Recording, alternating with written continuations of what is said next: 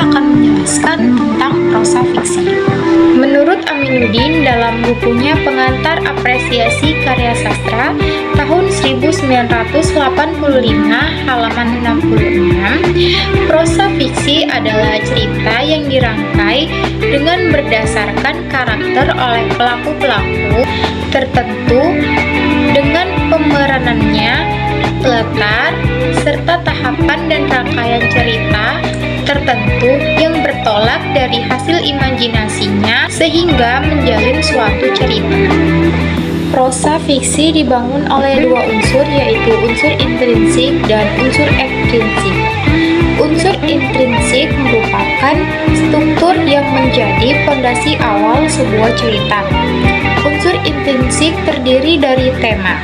Menurut Ismawati pada buku Pengajaran Sastra tahun 2013 halaman 72, tema merupakan gagasan umum yang menopang sebuah karya sastra yang terkandung di dalam teks sebagai struktur semantis dan yang menyangkut persamaan-persamaan dan perbedaan-perbedaan. Tema memiliki generalisasi yang umum, luas, dan abstrak. Untuk menentukan tema dari sebuah cerita, kita harus menyimpulkan dari keseluruhan cerita, tidak hanya di bagian-bagian tertentu saja. Tema disaring dari motif-motif yang terdapat dalam cerita yang bersangkutan, yang menentukan hadirnya peristiwa-peristiwa, konflik-konflik, dan situasi tertentu. Latar atau setting. Menurut Abrams, latar atau setting disebut sebagai landasan tumpu yang merujuk pada tempat, kejadian waktu, sejarah, dan lingkungan sosial tempat terjadinya peristiwa-peristiwa pada cerita. Latar tidak hanya berfungsi pada penunjuk tempat atau kejadian pada cerita, tetapi latar juga dapat berfungsi sebagai alat imajinasi atau sosiologi pada si pembaca, di mana si pembaca dapat mengimajinasikan atau menggambarkan peristiwa-peristiwa yang ada pada cerita. Selanjutnya ada alur atau plot. Alur dalam karya fiksi adalah rangkaian cerita yang dibentuk oleh tahapan-tahapan peristiwa sehingga menjalin sebuah cerita yang dihadirkan oleh para pelaku pada cerita. Istilah alur dalam hal ini sama dengan istilah plot maupun struktur cerita. Tahapan peristiwa dalam sebuah cerita yang menjadi alur.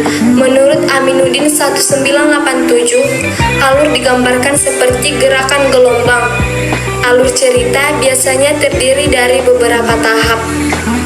Tahap yang pertama itu eksposisi, pengantar, komplikasi, konflik awal, klimaks atau puncak ketegangan, revelasi atau penyelesaian masalah, dan yang terakhir adalah denouement atau penyelesaian akhir.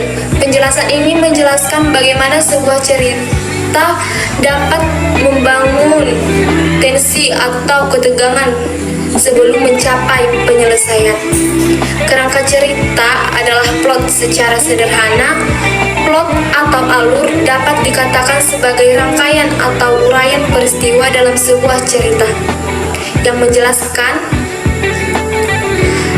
jalinan cerita dan kerangka dari awal hingga akhir, yang merupakan jalinan konflik antara tokoh yang berlawanan dengan tokoh yang lain.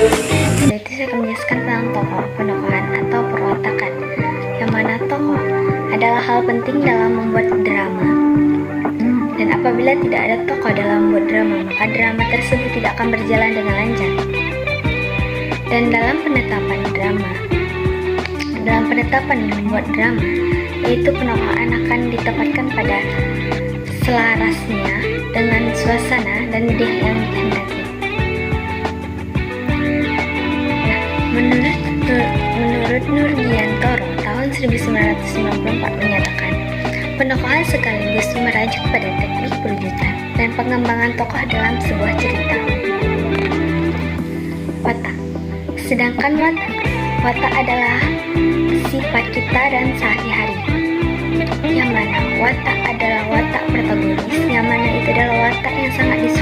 pembaca, yang mana itu adalah watak yang baik, ramah, lembut, sehingga pembaca sangat menyukai dengan watak tersebut. Ada juga dengan watak antagonis, yaitu watak yang sangat kejam, yang mana banyak pembaca yang tidak menyukai watak tersebut, yaitu watak antagonis, yang watak yang jahat, bisa dibilang dengan watak yang jahat. Nah, itulah yang saya ketahui dengan penokohan. Sudut pandang.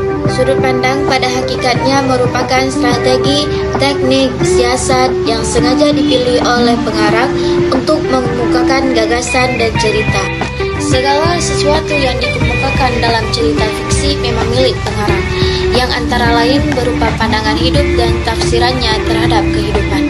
Menurut Nurgiantoro tahun 2013, halaman 338. Berdasarkan pengertian tadi, sudut pandang dibagi menjadi 3. Yang pertama, sudut pandang persona ketiga, dia. Penghiasan cerita yang mempergunakan sudut pandang persona ketiga dengan menyebut nama atau kata ganti ia, dia, dan mereka. Yang kedua, sudut pandang persona pertama, aku. Pengisahan cerita yang mempergunakan sudut pandang persona pertama.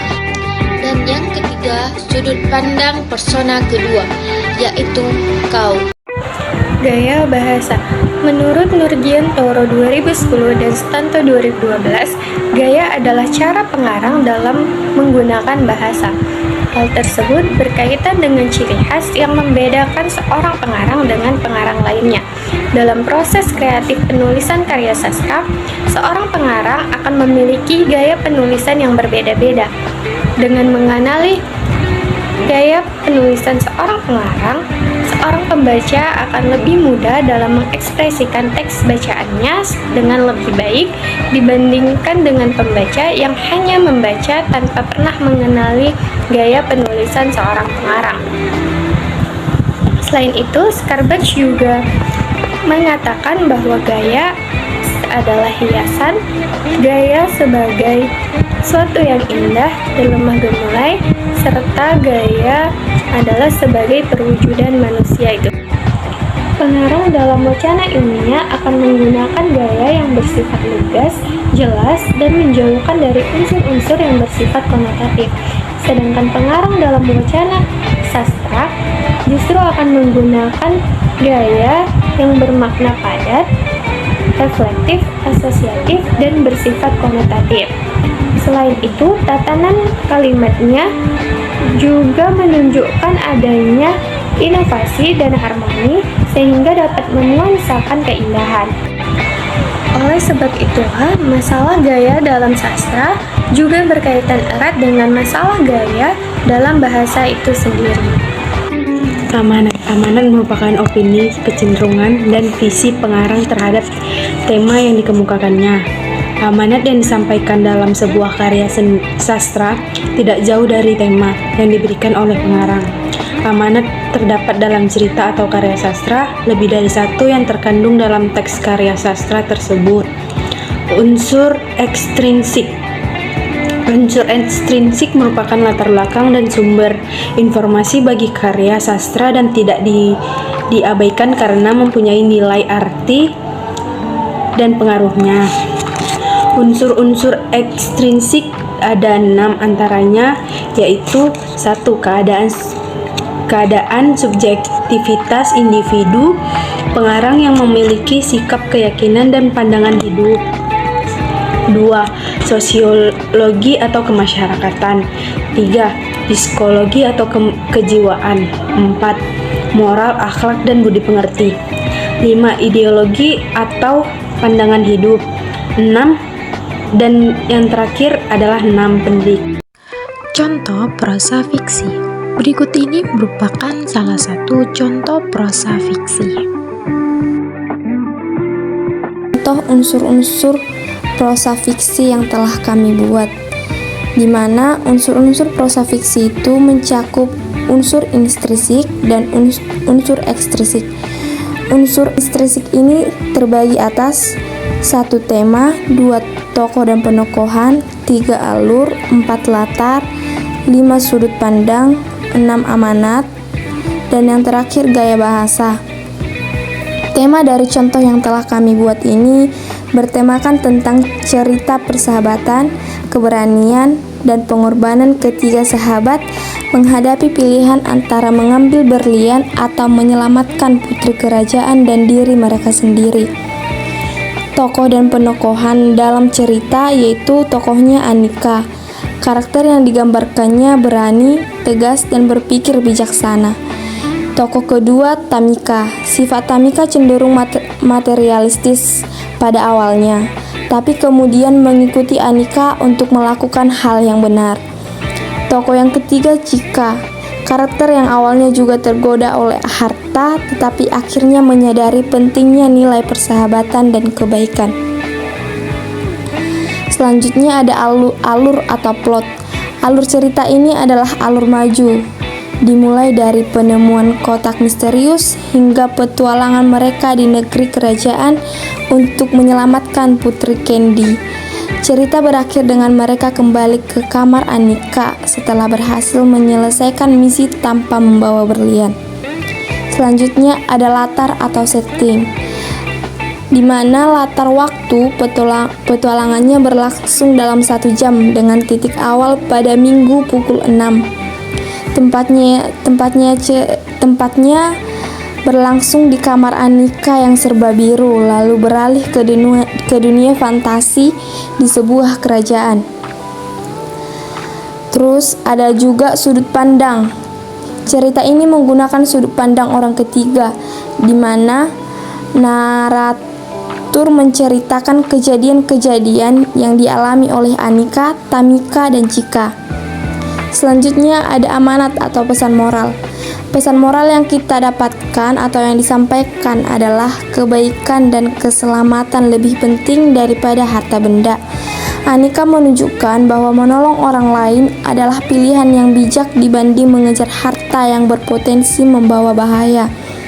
Unsur intrinsik yang terakhir adalah gaya bahasa. Gaya bahasa cerita ini menggunakan bahasa lugas, dialog antara tokoh yang sederhana, dan narasi deskriptif untuk menggambarkan suasana. Ada juga unsur imajinatif seperti metafora dan personifikasi yang memperkuat kesan fantasi dalam cerita. Unsur ekstrinsik yang ada pada cerita tersebut yaitu A. Latar belakang pengarang. Penulis mungkin terinspirasi dari nilai-nilai persahabatan, keberanian, dan kebaikan yang sering menjadi tema umum dalam cerita anak-anak atau dongeng.